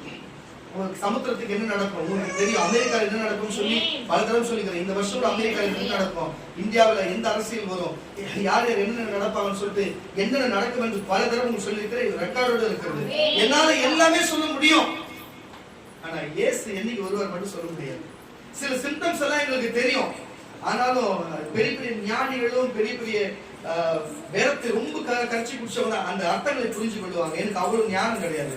அதனால எனக்கு ஸ்ட்ரெயிட்டா சொல்றது மட்டும் தான், இங்க அமெரிக்கா இப்படி ஒரு நடக்கும் போது இன்னைக்கு இப்படி சுனாமி வரும், இப்படி பேரலை வரும், இப்படி ஒரு நிலநடுக்கம் வரும், இப்படி வியாதி ஒரு நோய் வரும்னு சொல்லுவாங்க. நான் அப்படி சொல்லுவேன், அது நடக்கும். அவ்வளவுதான் நடந்திருக்கு தெரியும். ஆனா இந்த காரியம் யாருக்குமே தெரியும். அவர் சிம்டம்ஸ் வச்சு சில கண்டுபிடிப்பாங்க, அவருடைய வழக்கத்தில் இருக்கிறவங்க அந்த மாதிரி உணரலாமே தவிர எப்படி சொல்றேன்னா, அவர் சொன்னார், நான் வரும் பொழுது கொள்ள நோய்களும் பஞ்சங்களும் பூமி அதிர்ச்சிகளும் ஜனத்துக்கு விரோதமாக ஜனமோ யுத்தங்களும் யுத்தத்தின் செய்திகளும் கேள்விப்படுவீங்க. கரெக்டா யுத்தங்களும் யுத்தத்தின் செய்திகள் கேள்விப்படுறோம். நடந்து எல்லாமே முடிஞ்சிச்சு. இதுல இருந்து நம்ம கணிச்சுக்கலாம். அப்போ அவர் வந்து இந்த மாசமோ இந்த வாரமோ இல்ல அடுத்த வாரமோ இல்ல இந்த வருஷமோ, புரியுதா இல்லையா? அப்படி அடையாளம் சொன்னார். சீசன் கேட்கும் போது பாருங்க, பூமி அதிர்ச்சிகளும் கொள்ள நோய்களும் பஞ்சங்களும் ஜனத்துக்கு ஜன விரோதமாக யுத்தங்களும் யுத்தத்தின் செய்திகளும் கேள்விப்படுவீர்கள். நான் அப்ப வருவோம் சமீபமா இருப்பேன். புரியுதா இல்லையா? அது மட்டும் இல்ல, இன்னொரு அடையாளம் சொன்னார். நீங்கள் அத்திமரம் துளிர்விடுவதை பார்க்கும் பொழுது அப்போ வசந்த கால சமீபமா இருக்க எண்ணிக்கொள்ளுனாரு. அத்திமரம், வெட்டப்பட்ட அத்திமரம் மறுபடியும் துளிர்த்துச்சு. எங்க இஸ்ரவேல் அத்திமரம். இன்னைக்கு இஸ்ரவேல் 1946 அந்த நாடு உங்களுக்கு கிடைச்சது, பிரிஞ்சு போய் வந்தாங்க. 1947 நமக்கு சுதந்திரம் வந்தது. அதுக்கு முன்னாடி நாடு கொடுக்கப்பட்டது. இன்னைக்கு நம்ம நாட்டோட பெரிய ஒரு பிரம்மாண்டமான நாடை மாத்தி வச்சிருக்காங்க. அப்ப வெட்டப்பட்ட அத்திமரம் மறுபடியும் துளுத்துருச்சு. 1946 துளுத்துருச்சு. புரியுதா இல்லையா? எல்லா அடையாளமும் நிறைவேறி இருக்கிறது. புரிச்சுக்கொள்ளும் கர்த்தருடைய பிள்ளைகளே, எல்லாமே நடந்து இருக்கிறது. அப்ப இயேசு வருகிறது மட்டும்தான் காரியம். இன்னொரு அடையாளம் என்னன்னு கேட்டீங்கன்னா, தேவாலயம் கட்டப்படும். சாலமோன் ராஜா கட்டது இடிச்சு போச்சு. அதுக்கப்புறம் மொர்தெகாய் மூலியமா, எஸ்தர் மூலியமா, அதுக்கப்புறம் கட்டப்பட்ட ஆலயங்களும் இடிச்சு போச்சு. இப்ப இறுதியா இருக்குது அவங்க கட்டப்பட்ட சுவர் தான். ஆனா அன்னைக்கு சாலமோன் ராஜா கட்டப்பட்ட ஆலயம் 40 வருஷமா பொருள் சேர்த்து கட்டினாங்க. இன்னைக்கு எத்தனை வருஷமா கட்ட முடியும்னு நினைக்கிறீங்க? இன்னைக்கு பொருள் எல்லாம் இருந்ததுன்னா எத்தனை வருஷத்துக்கு கட்டலாம்? சுமார் யாரு கேட்டா தெரியும்? அமெரிக்கா இருக்கிறாங்களா? அமெரிக்கா இருக்காங்களா? இன்னும் போயிட்டாங்களா?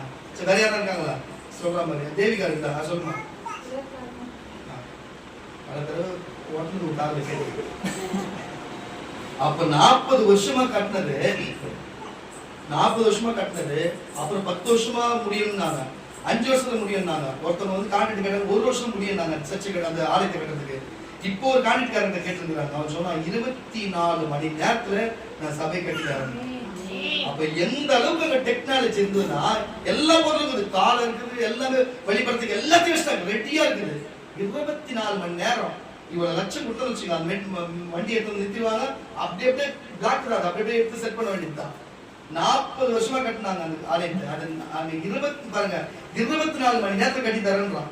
40 வருஷம் இருக்குது, 24 மணி நேரம் எங்களுக்கு புரிஞ்சுக்கொள்ளுங்க. அப்ப அந்த தேவாலயம் கட்டப்பட்ட தேவன் வந்து ரொம்ப பக்கத்துல இருக்கும். தேவாலயம் கட்டப்பட்டுட்டா நம்ம கிட்ட ஏசப்ப வரமாட்டாரு, அது புரிஞ்சுக்கணும் நீங்க. தேவாலயம் கட்டப்பட்டுச்சுன்னா ஏசு அங்கதான் வருவாரு. நமக்கு முடிஞ்சு போச்சு, நமக்கு நம்மளோட காலம் முடிச்சுன்னு அர்த்தம். புரியுதா இல்லையா?